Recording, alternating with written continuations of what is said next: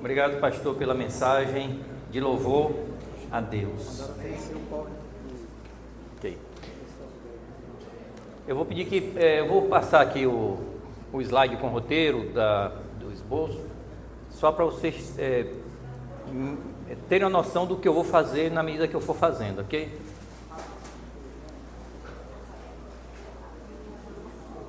Eu vou pedir ao rapaz lá do slide que ele abra numa chapa em branco de PowerPoint ou de Word, porque aí nós vamos construir sermão, vocês observando e vocês me ajudando no que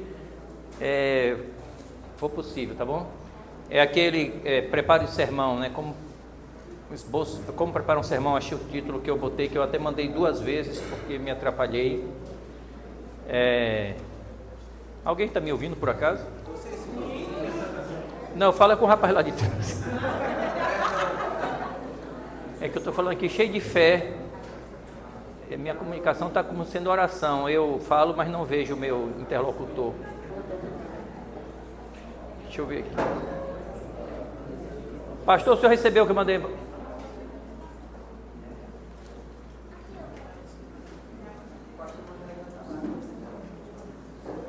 Eu mandei, está aqui.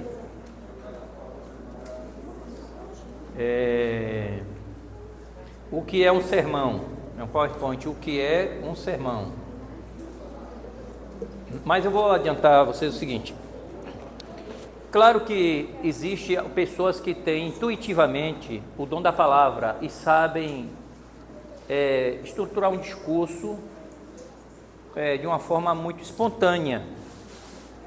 Então tem facilidade, ok? E existe uma lógica em cada discurso. A pessoa primeiro faz uma introdução, desenvolve seu assunto e conclui. Pronto, é uma coisa muito elementar. O problema é que a gente fica complicando muito, às vezes, a elaboração de um sermão. É que o conjunto de coisas necessárias para fazer um sermão é bem numeroso, mas é um conjunto bem com muitas coisas dentro dele, mas tudo isso se une de tal forma que a pessoa não percebe. Por exemplo, para fazer um sermão você precisa ter uma experiência com Deus, você precisa ter o conhecimento daquele texto, você precisa ter lido antes, você precisa fazer uma reflexão, mas isso tudo acontece de uma forma, como eu disse, bem espontânea, bem natural, bem, digamos assim, tão natural, que muitas vezes a pessoa não se apercebe que isso é uma coisa complexa. A gente, por exemplo, o organismo humano, ele funciona, a gente só percebe que ele é problema quando faz uma coisinha, mas quantas coisas são necessárias para o corpo humano funcionar? Quão complexo é o organismo humano? Mas a gente nem sente, a gente só sente que tem coração se ele doer, não é verdade? A gente só sente que os dentes incomodam se doerem, então tudo funciona tão harmoniosamente. Se você pegar e ficar mexendo muito numa parte do corpo, chamando a atenção para aquilo, é capaz até de machucar-se. Então, deixa as coisas funcionarem naturalmente, pede direção a Deus para que Ele faça funcionar tudo isso de uma maneira muito natural. Quem vai fazer isso é o Espírito Santo, por isso que, independente de qualquer técnica, independente de qualquer coisa, nós precisamos da direção e da iluminação do Espírito Santo. Sem isso aí, você pode até fazer um discurso muito bem feito, etc., mas você não será... A primeira pessoa que deve ser abençoada pelo sermão é o próprio pregador. Então, é preciso que tenha uma compreensão que o sermão é uma coisa sagrada. E aí, esse senso do sagrado, esse senso da responsabilidade de transmitir a palavra, vai trazer uma série de consequências. A pessoa começa a levar a sério a Bíblia, o que ela vai dizer, para ser realmente uma coisa de acordo com a palavra, não é uma coisa forçada para colocar ideias humanas, mas para transmitir realmente o pensamento que está nas Escrituras, e que você, pelo Espírito de Deus, pegou aquilo e que você agora quer transmitir. Então, primeiro ter uma vida de oração, uma vida de meditação no que você vai pregar, entende? Então, às vezes a pessoa chega para o pastor fale sobre tal assunto, e o pastor fala, e a pessoa diz, poxa, ele é rápido. Mas não é que ele é rápido, é que o pastor espera, se tem uma vida de leitura da Bíblia um pouco maior, ele já vem estudando a Bíblia há mais tempo, E aquilo não é uma coisa instantânea, é uma coisa que já vem cozinhando, digamos assim, há muito tempo. Como disse Jesus, o bom escriba tira do seu tesouro coisas novas e velhas. Então, muitas vezes, a gente pensa que é uma coisa de repente, mas não é de repente, está no tesouro. Pode ser até uma coisa nova, mas está no tesouro. É uma coisa antiga, mas está ali. E aí vocês têm que ter esse cabedal. Como diz o Espírito Profecia, eu mencionei para vocês, o melhor esboço de um sermão é uma cabeça cheia de conhecimentos úteis. Isso mesmo. Então, aqui, vou passar rapidamente aqui para vocês o que é um sermão. São 30 minutos capazes de ressuscitar. Nunca subestime seu sermão, viu?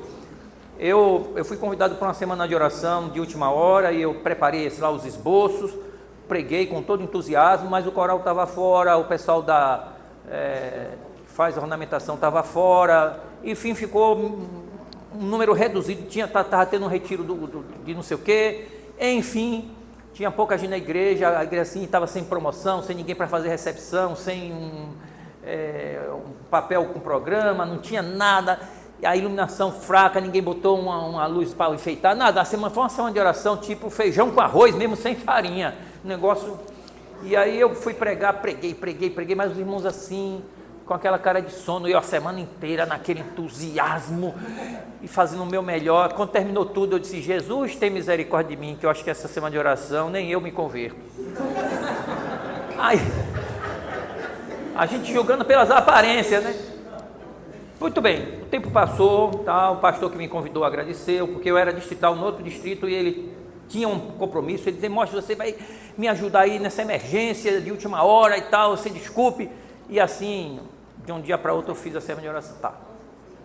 Os anos se passaram, não sei quantos anos, 3, 4, 5 anos, estávamos no concílio de pastores e anciãos e eu estava assim no salão, de longe eu vi um grupo de pastores rindo com os anciãos, eu digo: a conversa está boa, vou lá. Aí eu fui lá e estavam falando sobre sermão fraco. Pare bem essa história do sermão fraco. Aí eu cheguei, esse era o assunto.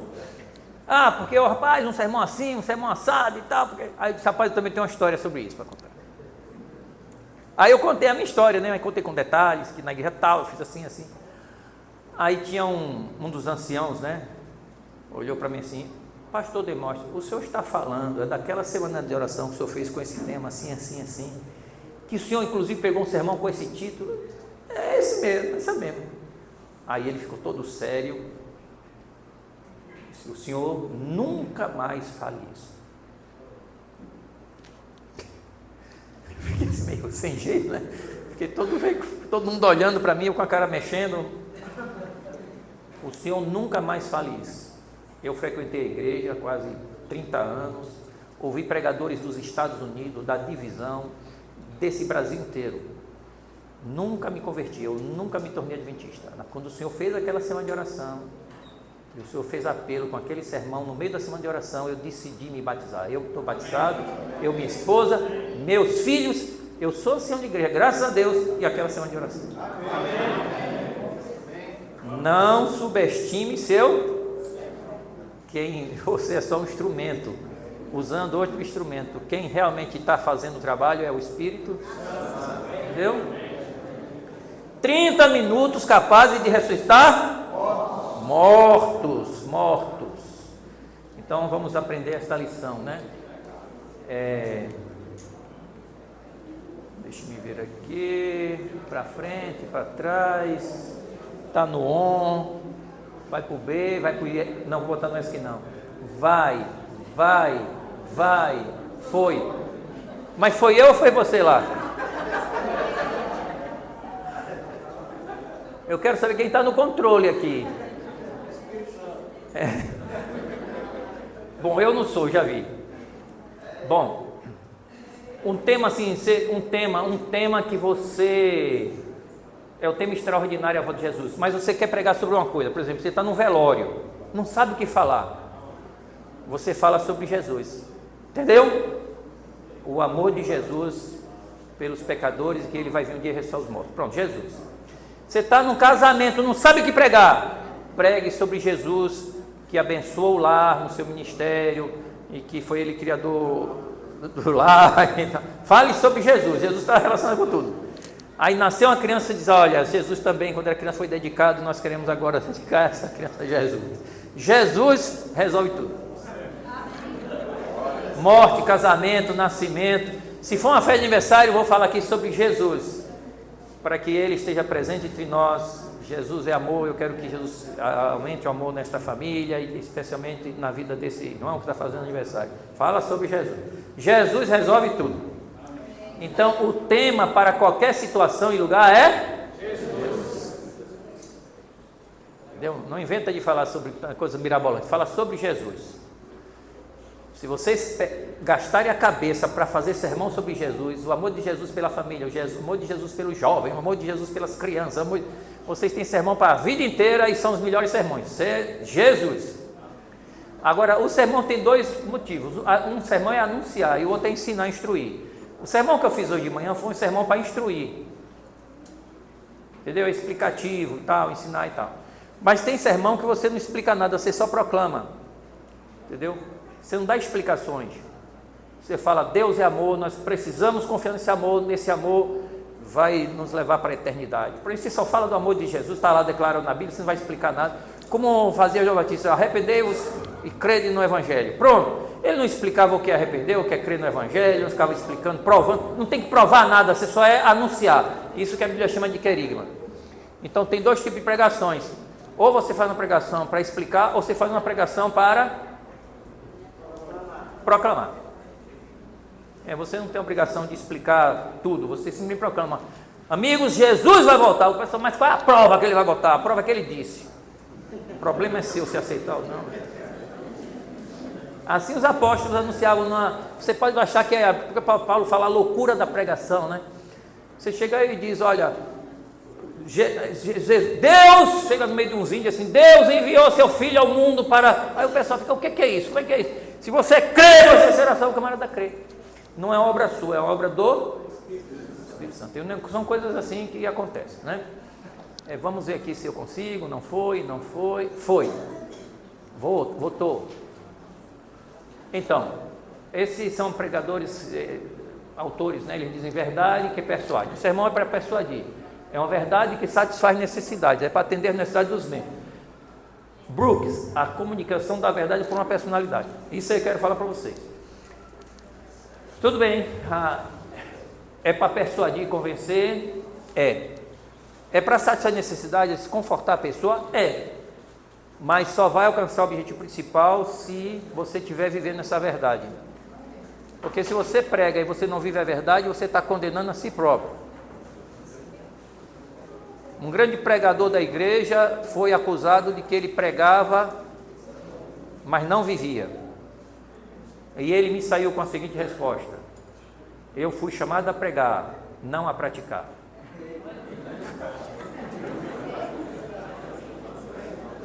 Então, muita gente não faz isso de boca, mas na prática, às vezes. Então, a pregação é um apelo para que o próprio pregador coloque a sua vida em dia.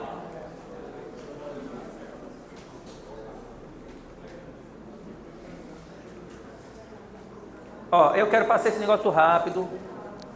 O pregador tem que ter imaginação, tem que ter iluminação. Vamos.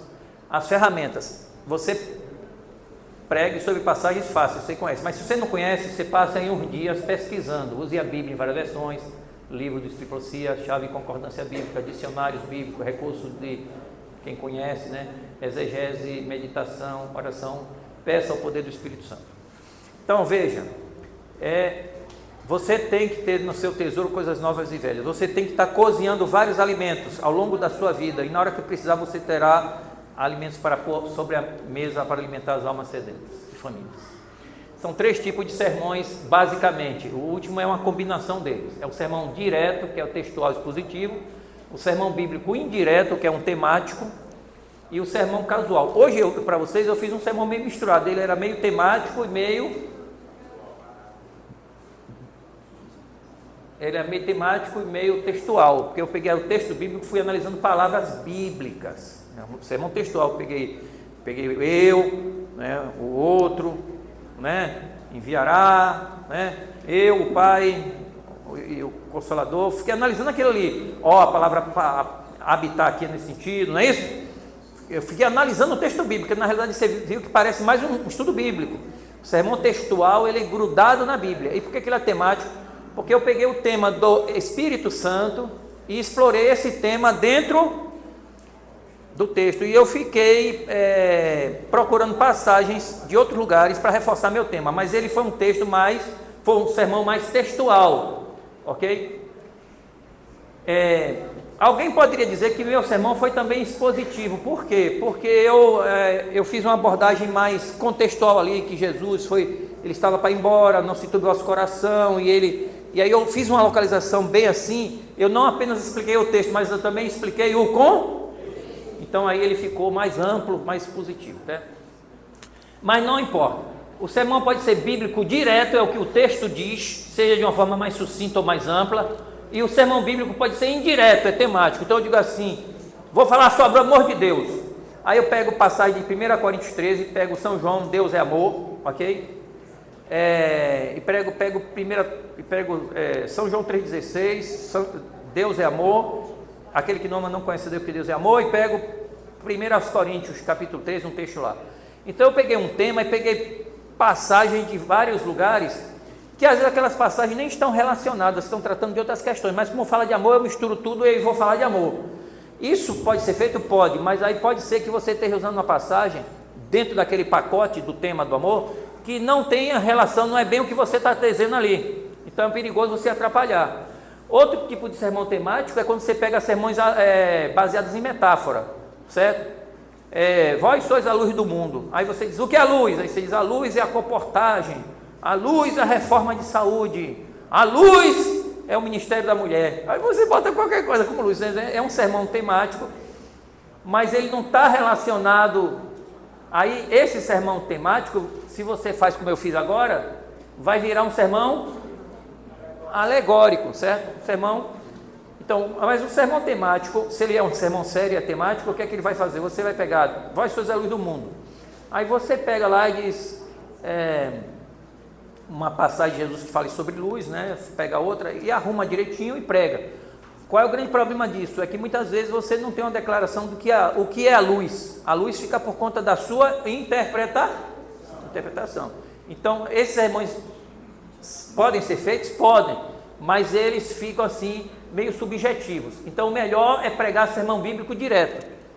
Sermão bíblico direto. Ou você pega o sermão textual, como eu fiz hoje de manhã, eu peguei ali, sem o slide, eu preguei ali o Pai, o Filho e o Espírito Santo. 3 pessoas que tinham um enviado, outra que envia, um representa, outro representado.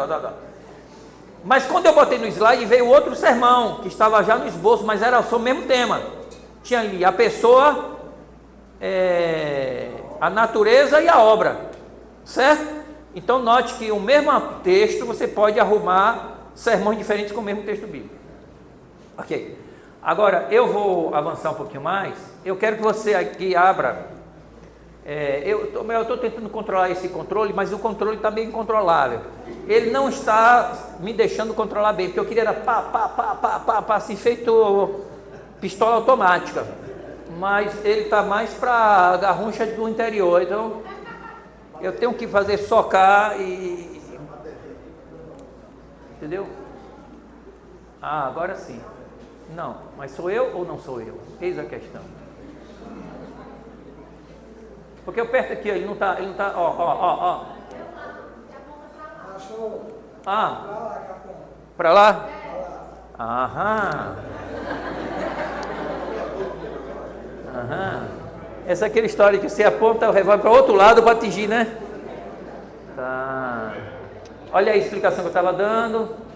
Sermão casual, tal, não vou falar sobre isso, não vou falar sobre isso, não.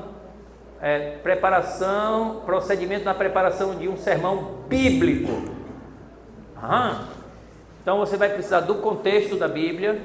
Então, olha aqui, foi quando Jesus estava para subir ao céu, os apóstolos iam ficar sozinhos, não se turbe vosso coração. Você vai explicar o contexto. Aí do livro, né? se for necessário, depois você vai dizer o contexto imediato. Mas aqui Jesus, no discurso, ele faz uma declaração que não deixaria órfãos, e ele diz que iria para o Pai, mas mandaria outro Consolador, e nós vamos ler essa passagem aqui. Então você vai fazer o contexto imediato, o conteúdo da própria passagem. Não vá para comentários, leia a passagem várias vezes, leia em diferentes traduções. Deixe que a passagem pelo Espírito de Deus entre em você. Você vai viver essa passagem, entendeu? Meditar sobre isso. Esqueça novela, futebol. Vá pensar na Bíblia, refletir sobre a Bíblia. Você vai para o trabalho no ônibus, pendurado no ônibus e pensando naquele texto, ok? Dirigindo, pensando no texto. De repente, você se torna abençoado, Deus lhe ilumina e você começa a ver coisas importantes no texto que precisam ser transmitidas.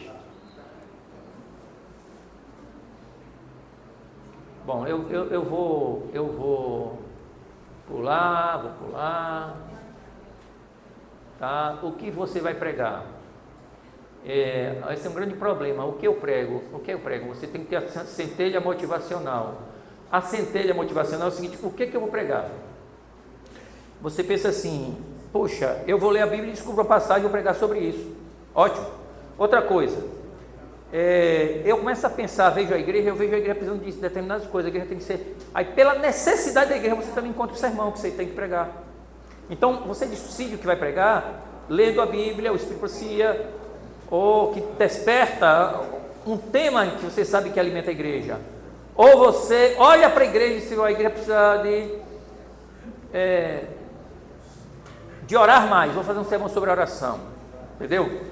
Ou você pode ter um calendário homilético, às vezes na própria igreja tem, esse mês é o mês disso, outro mês daquilo, então você vai fazer um sermão de acordo com o mês da pregação. Há várias maneiras o que pregar, tá? Isso aí é uma questão. Então você vai pregar, vai meditar no seu texto, você vai se saturar do texto, você vai interpretar o texto por si mesmo. Agora vamos ter algumas diretrizes do esqueleto, certo? Você tem que ter para fazer o primeiro texto bíblico, tá? Vamos escolher um texto bíblico para fazer um sermão aqui. Um texto fácil. Diga aí, vocês, que texto fácil vocês gostariam de ir? 2 Coríntios 3,18. Vamos ver o que tem lá. Se for um texto difícil, vocês... falar sobre as rodas de Ezequiel.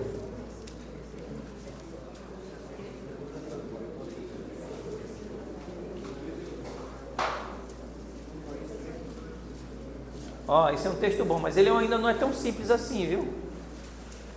Diz assim: todos nós com o rosto desvendado, contemplando como por espelho a glória do Senhor, somos transformados de glória em glória na sua própria imagem, como pelo Senhor, o Espírito. Esse é um texto que ele é fácil, ele só tem uma complicação, é o finalzinho dele: pelo Senhor, o Espírito. Que os antitrinitarianos usam essa passagem para sugerir que Jesus é o Espírito Santo. Entenderam o finalzinho? Quando na realidade o texto original vai dizer o Senhor pelo Espírito, que é o Espírito do Senhor, que você tem isso muito na Bíblia, o Espírito de Cristo, né? Mas não como sendo Cristo o Espírito, mas o Espírito Santo como sendo enviado por Cristo. Então, como o Espírito Santo é o enviado, o representante, o procurador de Cristo, as Escrituras falam que Cristo habita em nós, mas nós sabemos que Cristo está no céu. A Bíblia diz: se ele estivesse na terra, se estivesse, diz o livro de Hebreus, ele nem seria sacerdote, porque Jesus não está. A Bíblia diz que o Espírito Santo mora em nós, mas a Bíblia diz que Jesus não é Espírito. Quem disse isso para Jesus? Jesus disse: eu não sou o Espírito, porque o Espírito não tem carne nem ossos, como vê, diz que eu, e mostrou as mãos. Então Jesus não é Espírito, e nem é o Espírito. Mas, assim como Jesus disse: quem vê a mim vê o Pai, quem tem o Espírito tem Cristo, porque é a unidade eterna da Trindade. Quem vê a mim vê o Pai. Mas Jesus é o Pai? Pois é, quem tem Jesus tem o Pai, mas quem tem o Espírito tem Jesus, mas o Espírito é outra pessoa. Por quê? Porque ele está separado por preposição e conjunção coordenativa aditiva em várias passagens. Se o Espírito Santo for Jesus, a Bíblia tem que ser rasgada e reescrita, porque ela foi escrita com a gramática totalmente errada. Então esse texto é simples, mas o final dele é complicado. Ele é muito bom para um sermão doutrinário, ou para um sermão apologético, para explicar que o Espírito Santo aqui é o Senhor, no sentido que o Espírito Santo representa Cristo. Ou tem alguns autores que dizem que tendo Jesus, recebendo Jesus, você recebe o Espírito. Então o Espírito e Jesus, Jesus e Espírito, dá na mesma coisa, mas são pessoas diferentes. Como tem o Cristo, você tem o Pai. Você tem o Pai, você tem o Cristo, mas são pessoas diferentes. Mas para você não entrar nisso, vamos procurar uma outra passagem mais simples, que eu sei que eu já expliquei esse detalhe. Vamos procurar. Alguém quer sugerir uma outra? Apocalipse 22, 20. Vem um outro. Achar uma passagem simples no Apocalipse. Eu quero ver. Quer dizer, eis o problema que eu estou dizendo que existe. A pessoa...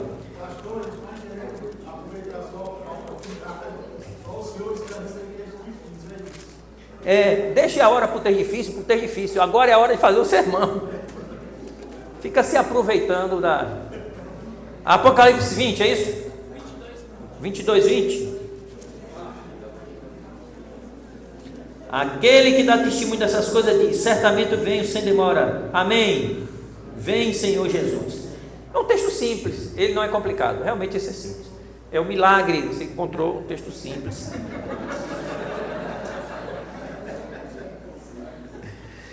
Esse texto, eu disse que tem que ser um texto simples, que você tenha meditado sobre ele. Você meditou sobre ele? Então nós já temos o texto. Eu tenho um caderno lá em casa aí, eu fico escrevendo meditações. Parabéns. Qual é a ideia central desse texto? Para mim falar? Sim? Ou outra pessoa pode falar. Qual é a ideia central desse texto? Eu não meditei nesse texto ainda para fazer sermão, mas é um texto simples. Vai lá. Qual é a ideia central desse texto? A promessa que Cristo nos faz, que Ele vai vir em breve para nos buscar. Ok. Vamos aqui. Eu entendo aqui que João, na conclusão do seu livro, ele está dizendo...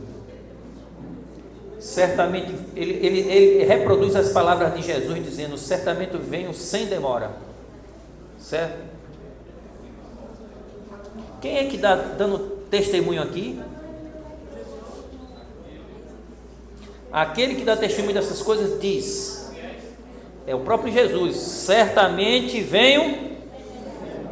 Essa é a palavra de Jesus. E aí vem a palavra de João: ora, amém. Vem. Então o tema central aqui é a volta de Jesus. Há o testemunho do próprio Jesus: eu certamente logo venho. E aí vem outro. Aí tem uma promessa e um anseio. Vamos fazer um sermão sobre a volta de Jesus? Por favor, nós temos aqui o texto. A ideia do texto é a volta de Jesus.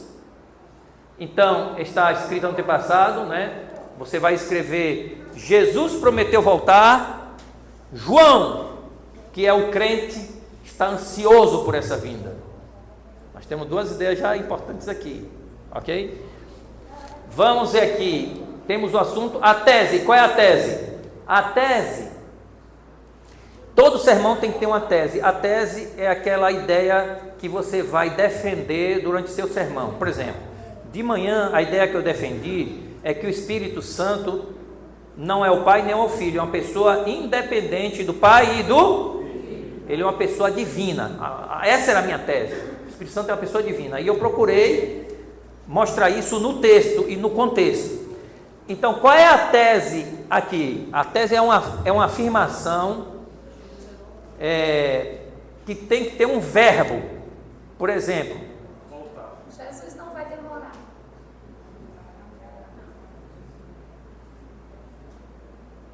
é uma tese. Jesus não vai demorar. Se você dissesse Jesus, a volta de Jesus, não é uma tese, é um título, é um tema. Mas para ser uma tese tem que ter um verbo. Então ela fez uma tese. Jesus não vai demorar. Normalmente nós sugerimos fazer teses positivas. Jesus vem em breve. Mas às vezes uma tese negativa pode servir como forma de provocar o pensamento das pessoas. Mas en passant aqui, aproveitando a oportunidade, sempre façam teses positivas.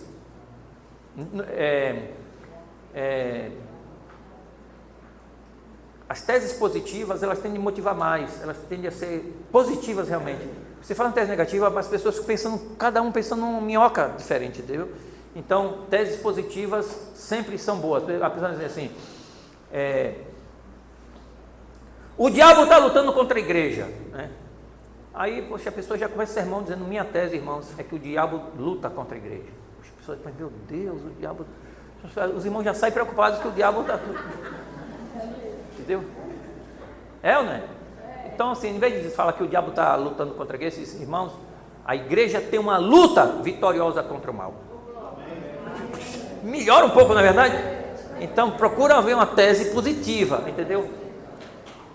Então, Jesus vai voltar. Jesus vai voltar, ok? É uma afirmação. O propósito, qual é o objetivo? O propósito é você pensar assim, puxa, o que é que eu quero com isso? Eu quero estimular a esperança na volta de Jesus. Eu quero motivar os irmãos a desejarem a volta de Jesus. Bom, então, já tenho... quem é que vai escrever para mim? Tem alguém aí que pode escrever, que está com papel, pode escrever? Alguém tem? Alguém tem? Tem que ser coisa rápida. Se não, eu vou apagar aqui. Então, escreva aí o texto bíblico, Apocalipse 22, 20. Escreva aí a ideia central do texto, volta de Jesus. Estamos construindo sermão. Escreva aí o tema. A ideia central do texto é a volta de Jesus. O tema, Jesus vai voltar. Desculpe, o tema, o assunto tirado do texto, né? O tema, volta de Jesus. O tema combinou, volta de Jesus, a tese, Jesus vai voltar. O propósito, estimular a igreja ou motivar a igreja a desejar a volta de Jesus. Qual é o propósito, pastor? Estimular. O propósito está sempre no verbo, no infinitivo. Estimular, promover, incentivar, mover, sensibilizar, desafiar, comprometer, consagrar, enfim, toda vez que você bota um verbo assim, consagrar, no infinitivo, isso torna-se um objetivo. Então você diz assim, o meu assunto é a volta de Jesus, e qual é o seu objetivo? Eu quero que nessa mensagem nós possamos desejar mais a volta de Jesus. O meu seu objetivo aí, promover, ou estimular o desejo pela volta de Cristo. Eu posso deixar essa tela aí e ficar construindo lá no Word. No final a gente joga o que a gente construiu lá. Então, tá. Ou então você pode construir à medida que eu falo. Não tem problema não. Eu vou dizendo daqui. Daqui? Aí já vai construindo. Já vai construindo ali. Pode. Entendeu?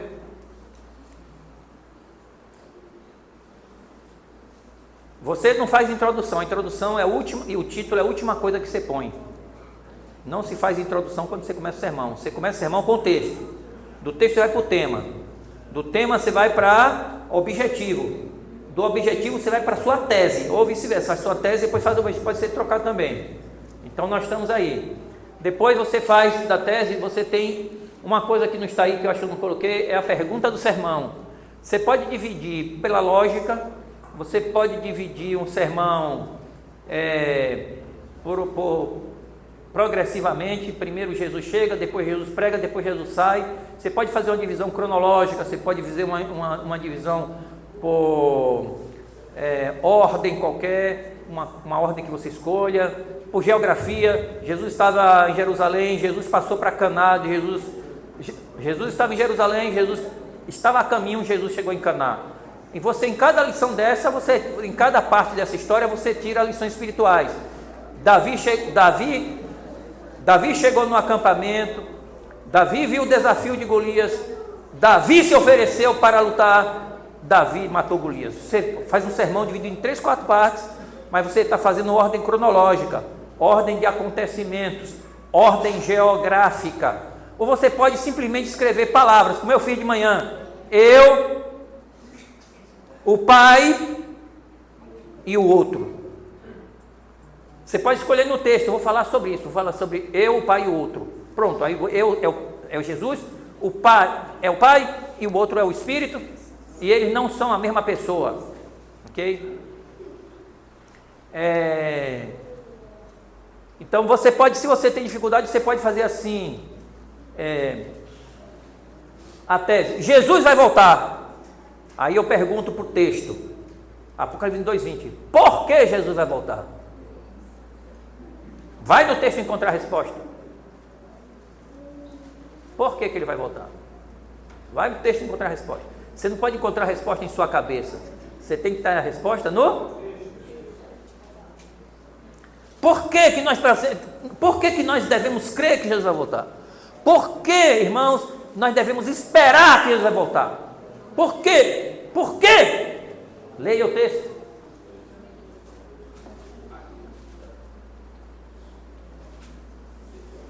Irmãos, está aí na cara de você, está na frente, irmão. Quem foi que falou? A promessa dele mesmo. Porque ele prometeu, está aqui. Primeiro ponto do sermão, ele prometeu. Você já encontrou a resposta ali. Certamente venham sem demora. Você pode botar essa frase logo, você traduz. Você diz assim: olha a pergunta, que a pergunta do sermão é: por que ele vai voltar? O meu texto é Apocalipse 22, meu assunto é volta de Jesus, minha tese é ele vai voltar, porque podia ser volta de Jesus e ele não voltar. A tese é, o texto está aqui, o assunto é volta de Jesus e a tese é ele vai voltar. Aí seu pensamento vai saber o que pregar, está direcionando, né? Aí vem o desmembramento do sermão. Por que ele vai voltar de acordo com o texto? Primeiro, porque aí tem uma promessa que ele faz, ele mesmo prometeu: certamente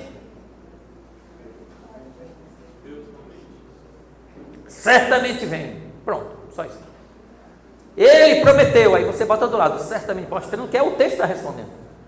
Por que mais Jesus vai voltar? Esse sermão tem que ter pelo menos 2 pontos. Fala.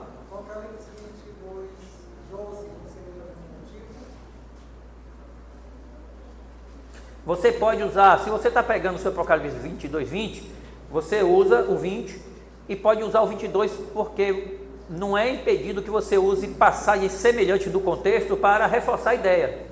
Você está entendendo? Você pode pegar sobre o 12, botar Jesus vai voltar, aí você bota assim, a pergunta vai ser como, por quê? Você pode fazer várias perguntas ou uma só pergunta. Às vezes uma pergunta só resolve tudo. Por exemplo, aqui no verso 12 diz assim: eis que venho sem demora e comigo está o galardão que tenho para retribuir a cada um segundo as suas obras. Aí você faz a mesma coisa. O texto é 22:12. Meu tema é a volta de Jesus. Meu objetivo é estimular os irmãos a estarem preparados ou desejarem a volta de Jesus. Minha tese é: ele vai voltar. Continua a mesma tese que a irmã propôs. Minha pergunta é: para que ele vai voltar? A primeira pergunta. Aí ele diz, no verso 12, ou como, é melhor ainda, como ele vai voltar? Ele diz: venho sem demora. Ele vem como galardoador, porque ele diz aqui: comigo está o galardão. E ele vem como juiz, conforme as suas obras. Pronto. Está aí o texto aí. Vê, você traduz a ideia do texto. Tem textos que você nem precisa traduzir, você simplesmente pega e copia eu, o pai e o outro. Aí vai pá, pá, pá, pá, pá. Nesse caso aqui, você tem 3 ideias que estão nas frases. Olha bem, quando você lê aqui, diz assim: como que Jesus vem? Ele vem rápido, porque ele diz que vem sem. Depois aqui, como é que Jesus vem? Ele vem como galardoador, porque ele diz assim: comigo está o. Como é que Jesus vem? Ele vem para retribuir a cada um conforme as suas obras. Ele vem como para dar sentença. Eu estou tirando assim, claro, eu estou tirando rapidamente da minha cabeça. Eu nunca fiz um sermão sobre esse texto. Olha que eu já prego há muito tempo. Mas, pela provocação de vocês, eu estou dizendo que se você refletir, eu estou aproveitando algumas reflexões, tirando coisas velhas do baú aqui, para poder dar conta da demanda de fazer um sermão rápido. Ok? Eu tenho que pregar esse sermão daqui a pouco para vocês. Entende?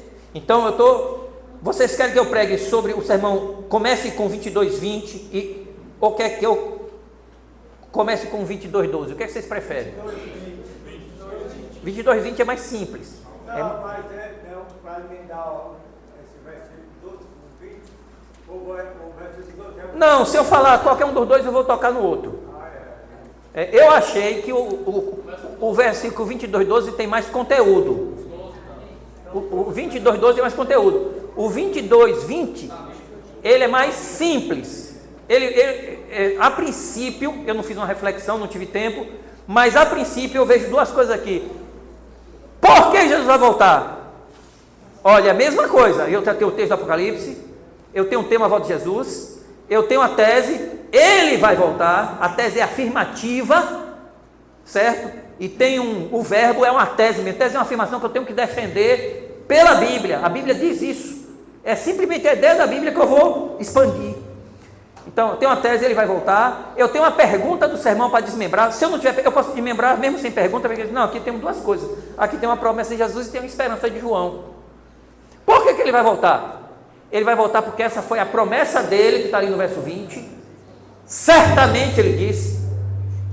E ele vai voltar porque essa era a esperança da igreja que está no coração do profeta. O profeta tem essa esperança, porque você tem uma esperança profética e uma promessa divina. Amém. Viu? É difícil fazer isso.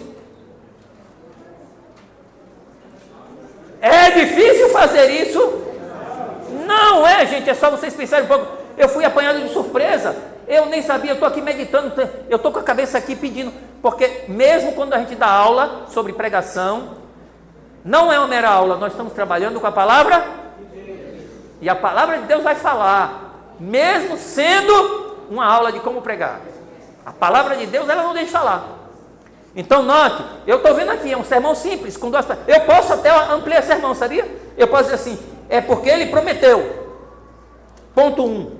2, ele prometeu com certeza, certamente. 3, eu sei que ele vem, porque o profeta, a voz profética diz, certamente vem Senhor Jesus. E confirma, amém. Há uma certeza profética aí. Ah, não é? Não precisa se inventar coisa. Está no texto, é só você pensar no texto. O que esse texto está dizendo para mim? Veja, aí você volta no 12, é outro sermão. Mas é um sermão sobre o mesmo tema, sim, mas com outro conteúdo. Ele vem, está no verso 12, venho sem demora. Como ele vem?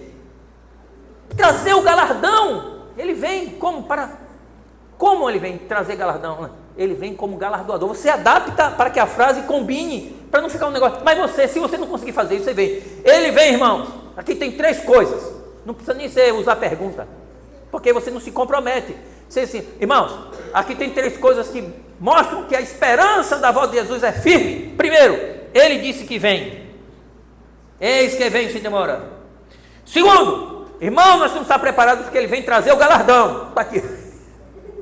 E terceiro, meus irmãos, nós temos que estar preparados porque ele vem para dar a cada um conforme suas obras.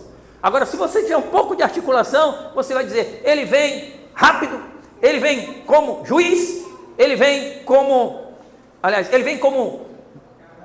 galardoador e ele vem como juiz. Pronto.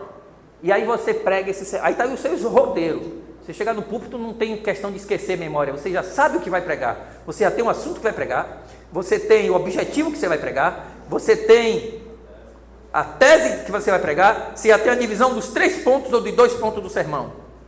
Vamos pregar o sermão dele, que é o sermão que ele escolheu e todo mundo elegeu aqui, né? Aquele dá testemunho dessas coisas diz: certamente venho. E aí, olha, aqui eu já começo a ver outros pontos nesse sermão aqui, viu? Eu vou ficar com 2, mas aqui tem mais. Jesus dá um testemunho, por isso que ele vem. Jesus disse que é certamente, por isso que ele vem. Ele está garantindo, para não deixar dúvidas. Jesus está dizendo: venho sem demora, por isso que ele vem. E o profeta diz: amém, vem Senhor Jesus. A voz do profeta confirma, ele vem mesmo, é verdade, venha. Deseje como o profeta desejou. Aí eu tenho aqui 2 pontos, eu crio 3. Eu digo: ele prometeu, a voz da profecia disse que ele vem, e disse: vem Senhor Jesus. E terceiro, a própria voz do profeta diz: amém. Eu tenho a promessa de Jesus, o anseio do profeta e o amém do profeta. O amém é diferente. O anseio é o meu desejo, o amém é a minha confirmação. Ele disse: vem Senhor, e bateu o carimbo, amém. Então, Jesus vem, porque ele prometeu, porque o profeta anunciou dizendo que está esperando, vem, o seu desejo é que ele venha, e ainda bateu o carimbo de amém. Jesus vem. Você divide como você quiser, eu vou dividir só em 2 partes. Estou dizendo para vocês as possibilidades. Vamos em 2 partes só. Então você tem as 2 partes aqui. Feitas as 2 partes, você vai fazer o quê? Você vai pegar e escrever. Agora eu vou pedir outra coisa, depois que vai encher o sermão, depois de fazer a conclusão, você vai fazer o apelo, depois de terminar tudo, você vai fazer a introdução.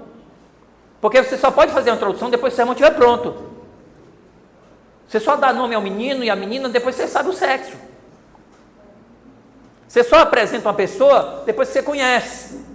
Então você não pode fazer a introdução, você não precisa fazer a introdução. Hoje eu vou falar sobre o amor de Deus. Aí começa a ler, depois descobre: essa passagem não é bem sobre o amor de Deus, não. Outra coisa. Aí vai você lá, porque você já se comprometeu com a introdução. Então a introdução você faz no final. Entenderam? Aí, fez a introdução, porque a introdução prepara o ouvinte e anuncia o assunto. Irmãos, agora estamos reunidos para adorar a Deus. Esperamos um dia nos encontrar para adorar a Deus no reino dos céus. E por isso que nós aguardamos a volta de Jesus. E é sobre esse assunto que eu vou pregar para vocês hoje. Eu posso agora até já, antes de ter o esboço, até pregar. Eu já estou com o esboço na minha cabeça, porque ele é simples, são 2 pontos e um assunto muito simples, conhecido. Mesmo eu nunca tendo pregado aqui sobre esse texto, mas já preguei muito sobre esse assunto. Por isso que ele é... O tesouro está lá, coisas novas e eu estou tirando meu coração que eu sei da voz de Jesus. Então, mas eu vou pedir que o irmão lá bote uma página em branco aqui, ou Word ou PowerPoint. Vamos fazer o sermão agora. Como eu pregaria esse sermão? Veja bem, eu estou em minha casa, eu venho pregar para vocês, eu abro a Bíblia, eu pego Apocalipse 22, 20. Eu leio essa passagem, leio aqui esse trecho, o capítulo, isso aqui é o fechamento do Apocalipse. É a esperança do apóstolo João, é a esperança do profeta, é a promessa do Salvador. Eu estou lendo, aí eu digo: eu queria ajudar os irmãos a terem essa esperança, mais fortalecer essa esperança. Eu vou pregar sobre Isaías, Apocalipse 22, 20. Aí eu me encanto com isso, começo a ler, em cima daqui dá 3 pontos. Por que Jesus vai voltar? Ele prometeu voltar. E ele não prometeu de uma forma comum, ele disse: certamente venho sem demora. E depois o profeta diz: ora vem Senhor Jesus, é porque era a fé e a certeza. Ora vem é a fé, é a esperança, mas amém é a certeza. Porque amém significa sim, assim seja, é a confirmação dele. Então, eu poderia fazer um sermão dizendo, ele prometeu, era a esperança e era a certeza do profeta. Mas eu vou ficar só com 2 pontos, porque eu não aprofundei essa investigação ainda. Eu tenho que ser temperante para não falar mais do que o versículo está dizendo. Então, tem muita coisa que eu poderia falar, mas vou me contentar com esses 2 pontos. Abra bem assim, deixe tudo brancão, bem grandão, com letras bem visíveis, até para os míopes da igreja enxergarem. Então, primeira coisa, escreva texto. Texto. Texto com... Isso, texto. Que conhece já é outra coisa. Texto. Apocalipse 22, 20. Isso é o pastor Demóstenes fazendo o sermão dele. Lembre-se, na pregação eu tenho o meu roteiro. Se eu tivesse tempo, eu ia escrever detalhes aqui, essa ilustração, essa história. Não tenho tempo, então vou fazer um roteiro, mas vocês em casa terão tempo para isso. Ok? Então aqui eu tenho texto, Apocalipse 2:20. Eis que havia assim demora. Bom, eu tenho o meu texto, agora eu tenho que ter o quê? Entender o assunto do texto. O assunto do texto é a volta, é o tema. Então bate aí, tema.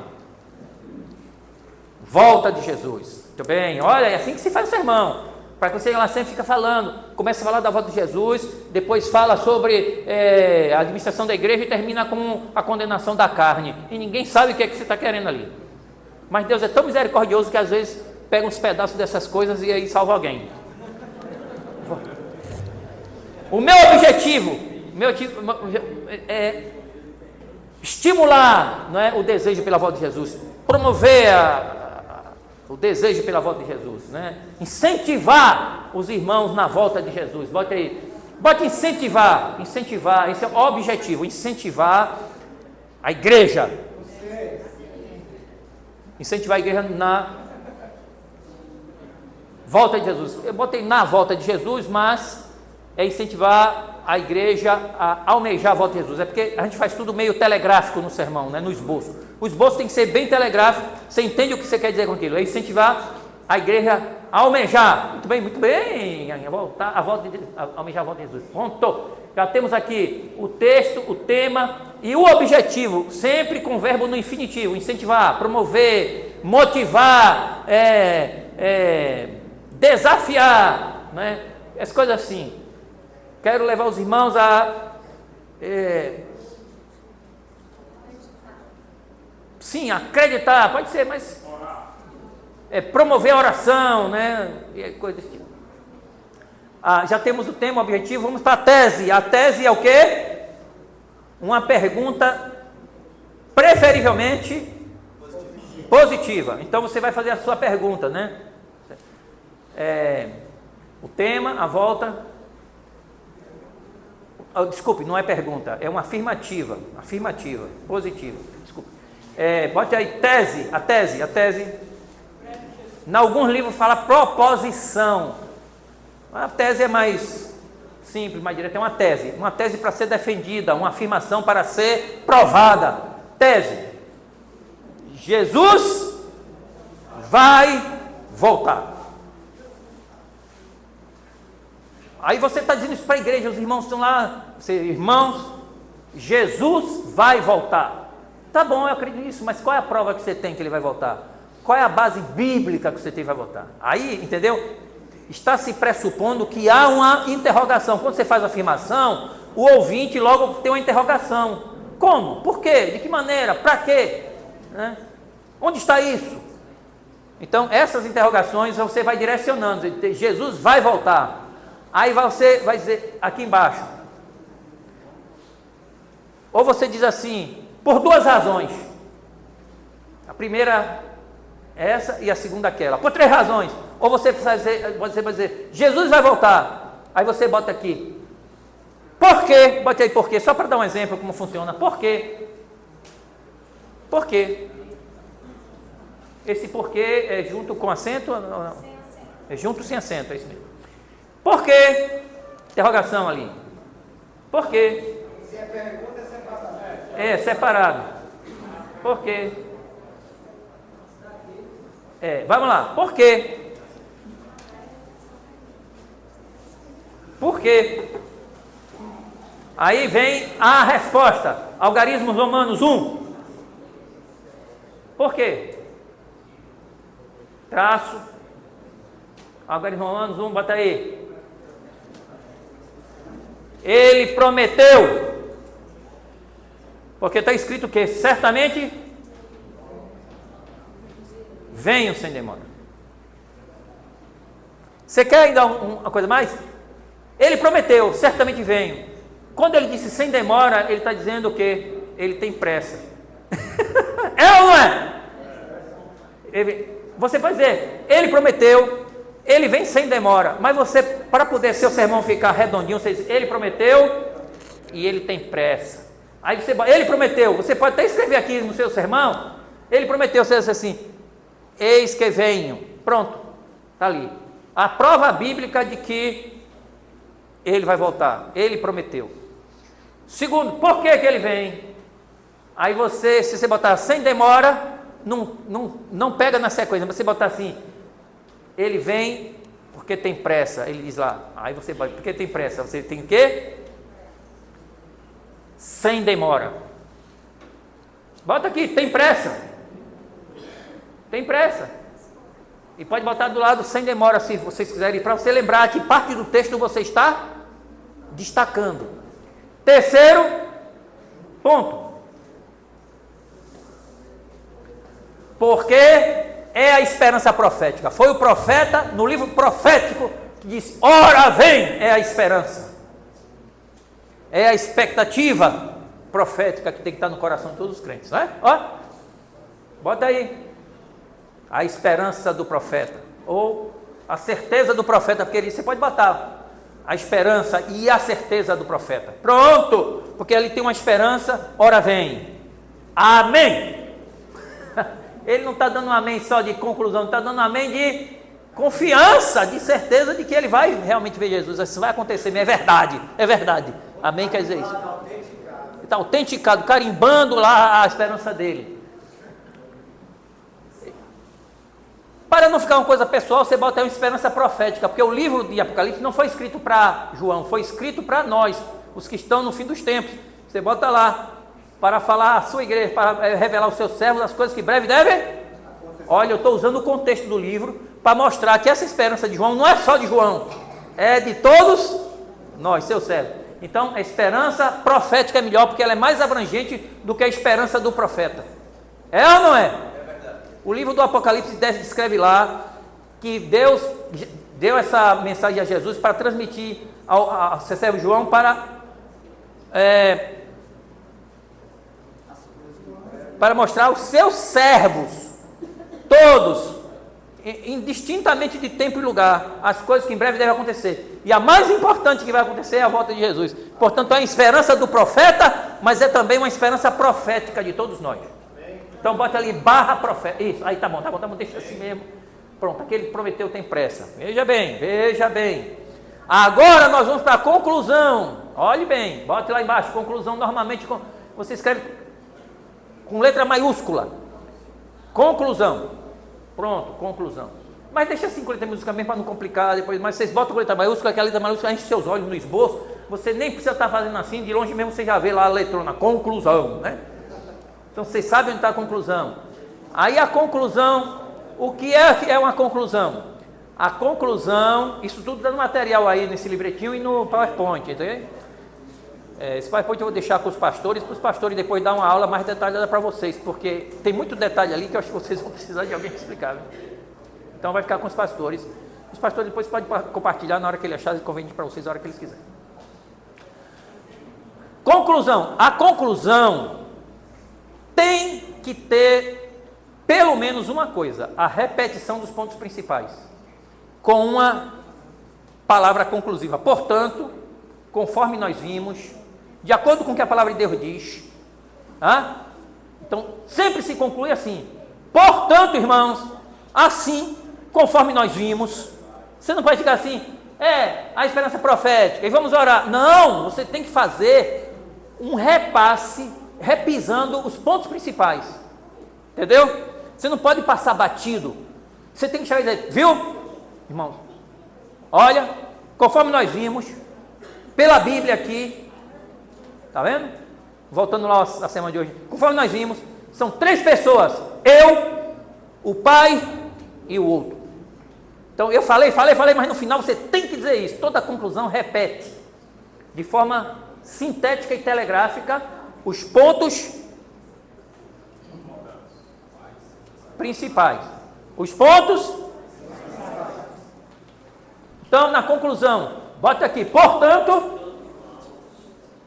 sempre use uma frase assim, portanto, então, depois de tudo isso que nós chegamos à conclusão, qual é a síntese do que nós falamos? Veja o livro de Hebreus, veja o livro de Hebreus. Portanto, irmãos, a síntese do que temos dito é, vai lá, tem que ter essa questão, isso dá força ao sermão. A ausência desses pequenos elementos faz do sermão um negócio assim meio sem forma, o sermão não é bem definido. Então, se o sermão tem isso aí, portanto, aí você pode botar irmãos, queridos irmãos, como for seu estilo, portanto, olhe bem, veja bem, Jesus vai voltar. Aí eu repito a minha tese. Porque ele prometeu, e ele não vai falhar, irmãos, ele não mente. Segundo, ele tem pressa de cumprir essa promessa. E terceiro, é uma esperança profética. Está na cabeça de João, no coração de João, no coração do Apocalipse. É para ele e para todos nós. E foi assim desde o começo da história do pecado no mundo. Uma esperança profética. Nós não podemos abrir mão. Você tem que se entusiasmar. Você tem que se apaixonar. Você tem que amar. Se a palavra não estiver aqui dentro, essa palavra aqui, quando sair, sai fraca. Se tiver cheio o coração disso. Ok? Conclusão. Depois da conclusão, você repete. Aí bota aqui bota entre parênteses assim, repete pontos principais. Pronto. Repete PP, pontos principais. Não é partido progressista. P significa pontos principais. Bota aí entre parênteses. Repetir pontos principais. Ok? Agora vamos ao apelo. Todo sermão tem que ter apelo. Eu disse de manhã, quantos querem que o Espírito Santo dirija a sua vida? Eu disse que ele era uma pessoa. E depois fizeram essa pergunta e você lembra a mão, não foi? Todo sermão tem que ter um apelo, seja ele subjetivo, passivo, para levantar, para vir à frente, para preencher um formulário, alguma coisa, tem que ter um apelo. Sermão sem apelo é comida sem tempero. Ele fica sem gosto, ele tem que ter um apelo. Você tem que dizer, Deus espera que você tome a decisão. Vai tomar agora essa decisão. Não deixe para depois. Deus está esperando. Aproveite agora. Incline sua cabeça comigo e ore, tomando a sua decisão. Aí a pessoa, aí o Espírito de Deus vê uma concordância e entra. Porque o Espírito Santo respeita a individualidade, diz o Espírito Profecia, aos exemplos bíblicos. Então é preciso que haja uma concordância. Na hora que você convidou uma pessoa e ela fez, aí ele disse, entra. E o Espírito Santo entra. Amém. Entendeu? Porque o Espírito Santo não força a pessoa, ele fica batendo a porta. Aí o instrumento humano com o outro humano é usado pelo Espírito Santo. Diz para ele deixar eu entrar. Aí você diz, deixa o Espírito Santo entrar agora, encurve a sua fronte, ore comigo e deixe Deus fazer sobre a sua vida. Diga sim para Deus, ore agora. Aí a pessoa diz, sim. Aí o Espírito Santo agora diz, agora é minha vez. Não deixem de fazer apelo. Isso é um fenômeno não só psicológico, é um fenômeno espiritual. O apelo é importante, mesmo que seja subjetivo. Aqueles que querem cultivar essa esperança, orem comigo agora. Aí a pessoa, ela já está dando um consentimento para que Deus opere na vida dela.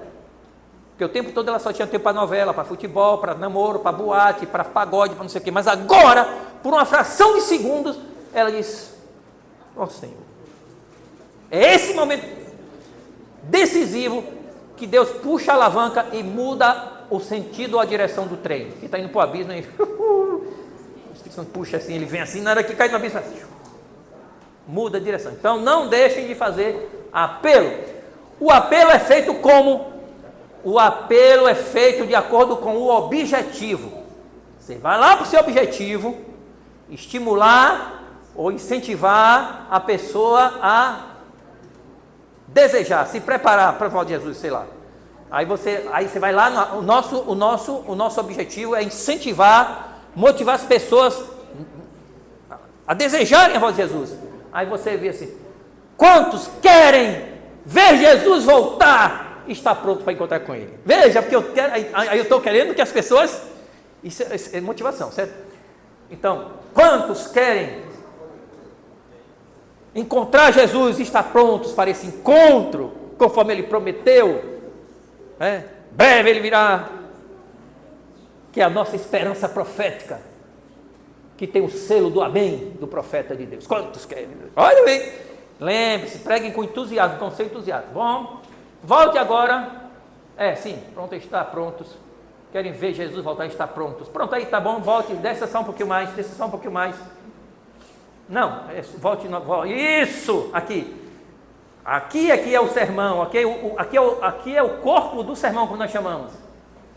Aqui você vai botar uma história, uma experiência, e vai desenvolver aqui. Ele prometeu essa promessa, é a promessa de todos os tempos, não sei o que, você vai botar aqui. Essa divisão vai acontecer a seguinte, essa é a divisão padrão, mas você pode adaptar a sua se você quiser, ok? A com pontinho, A maiúsculo com pontinho, bote ali, aí embaixo, você bota A, dá um espaço, isso, dá um espaço aí, transforme aí, A, isso, aí mesmo, onde está? A maiúsculo, com ponto, pronto, dá espaço de novo, não, depois do A, esse é o esquema de montagem de esboço, é bom padrão, que se usa normalmente, mas você pode fazer adaptações, isso não é revelação não. Dê espaço agora de novo, depois do A você vai botar com parêntese, vamos lá?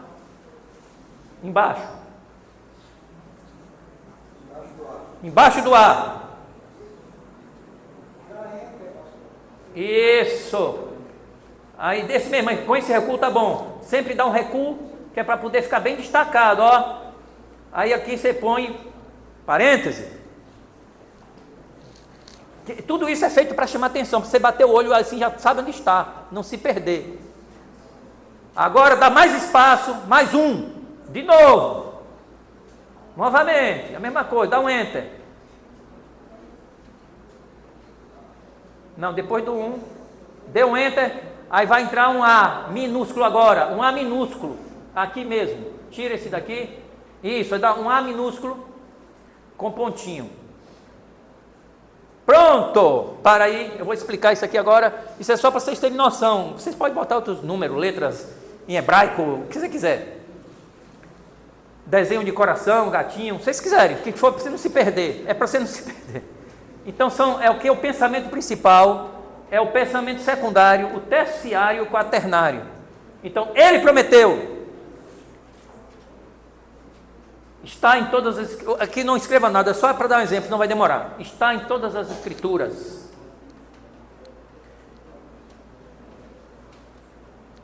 É o centro do coração do Apocalipse. E aí você conta uma história aqui qualquer. Normalmente, ilustração, a gente não põe no subponto. O que é que faz a ilustração? Dê mais um enter. Isso, lá embaixo. Fica lá embaixo ainda um enter. Aqui, dá um enter aqui, ele vai para lá, dá um enter aqui, pode dar um enter aqui. Agora ele vai para lá e você escreve em letra maiúscula, ilustração, para ficar bem grande, para na hora você saber onde é que está a ilustração, entendeu? Bom, um pregador, tudo em letra maiúscula aí, e um pregador, ele vai escrever o que ele vai falar tudo, mas só, aí é um esboço, se você quiser depois escrever tudo, escreve tudo, mas na hora que você vê lá na frente, você não vai ficar com o rosto colado no papel, então você vai seguir o esboço, porque aquilo que você escreveu já está na sua mente. Então está aí mais ou menos, tem uma ilustração ali, ok? Essa ilustração pode ser ali, pode ser lá, pode ser duas. Duas ilustrações está muito bom. E aí você tem um sermão pronto. Agora, eu quero aproveitar o tempo, eu vou pregar esse sermão com algum improviso, ok? Posso? Eu vou pregar esse sermão com algum improviso. Mas antes de pregar, eu vou volte lá para o começo, agora aqui, do começo mesmo aí. Aqui, antes do coisa, você tem uma palavrinha chamada introdução, bote com letra maiúscula aqui, introdução. Espere bem, introdução.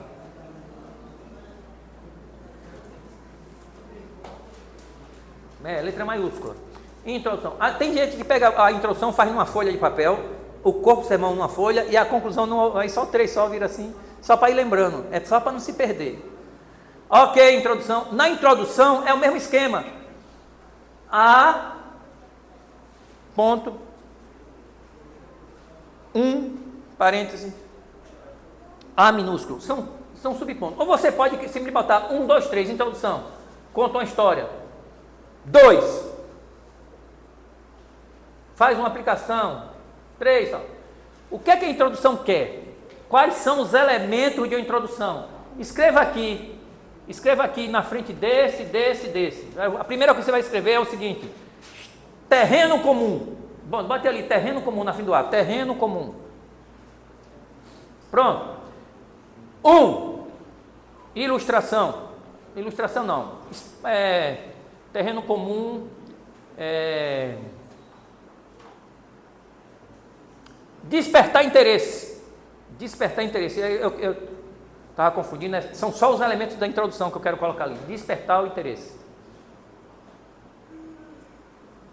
Despertar o interesse. Deixe só esses 2. Eu vou pregar o sermão agora. E você, na medida que eu for, na hora que eu pedir para subir assim, aí você sobe para eu ir acompanhar o esboço. Eu tenho que pregar de acordo com esse esboço, ok? Então, estou sentado. Você sabe que Jesus pregava sentado, né? Jesus pregava sentado. Na sinagoga eles liam em pé e se sentavam para pregar. Como a gente tem mais pecado, tem que ler em pé